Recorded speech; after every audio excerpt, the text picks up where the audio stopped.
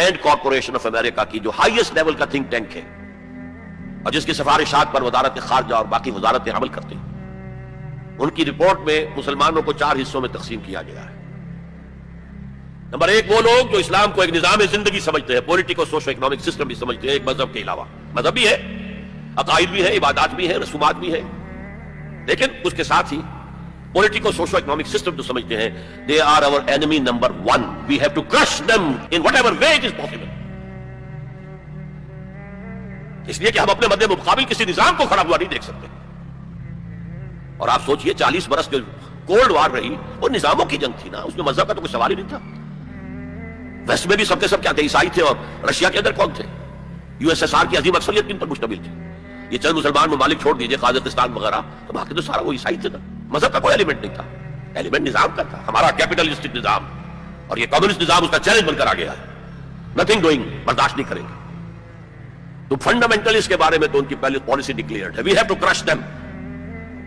Number 2 ہے traditional لوگ، روایتی علماء، یہ اپنے مسجدوں میں، اپنے مدرسوں کے اندر قال اللہ قال الرسول پڑھنے میں ہیں، تو یہ فی نفس ہی تو خطرناک نہیں ہے، لیکن اگر یہ فنڈامنٹلسٹ کے ساتھ مل جائے تو بہت خطرناک ہے، اس لیے کہ ان کے پاس جو ہے لوگوں کے ساتھ رابطے کا مستقل ذریعہ موجود ہے۔ ہر جمعے کو جلسہ عام ہو رہا ہے، چھوٹا سا جلسہ کرنے کے لیے بھی آپ کو کتنے پاپڑ بیلنے پڑتے ہیں، اس کا اشتہار شائع کیجئے، اس کی ڈنڈوری کیجئے، اس کا اعلان کیجئے، وہ کتنے آئیں گے؟ 200-400 آ گئے تو بڑی بات ہے۔ یہاں وہ کچے دھاگے سے بندھے آ رہے ہیں، نہا دھو کر کپڑے بدل کر عطر لگا کر چلے آ رہے ہیں۔ تو یہ ہے کہ بہت خطرناک ہے یہ، اگر مل جائے فنڈامنٹلسٹ تو انہیں دور رکھنا ایک دوسرے سے، اور ان کے آپس کے اختلافات کو بھڑکانا ہے تاکہ یہ کبھی متحدہ قوت نہ بن سکے، ٹریڈیشنلسٹ۔ تیسرے انہوں نے کہا ہے کہ ماڈرنسٹ ہیں، جو اسلام کی ایسی تعبیر اب کر رہے ہیں جو ہماری تہذیب کے ساتھ کمپیٹیبل ہے۔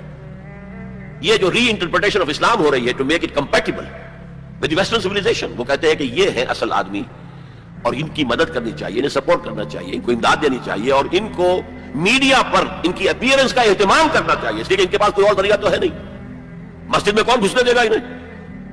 وہاں کون ان کے پیچھے نماز پڑھے گا اور کون ان کا خطبہ سنے گا؟ جوتے لگ جائیں گے۔ لہذا ان کو جو ہے میڈیا پر لاؤ، اور اس پر عمل ہو رہا ہے۔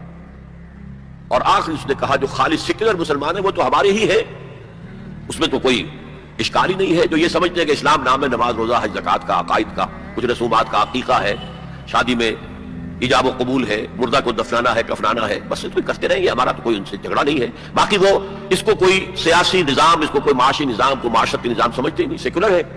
لہذا ان دونوں طبقات کو سپورٹ کرو، اور یہ جو 2 طبقات پہلے ہیں ان کے خلاف جدوجہد کرو۔ یہ ہے پالیسی ایڈوائز جو دی گئی ہے امریکہ کی حکومت۔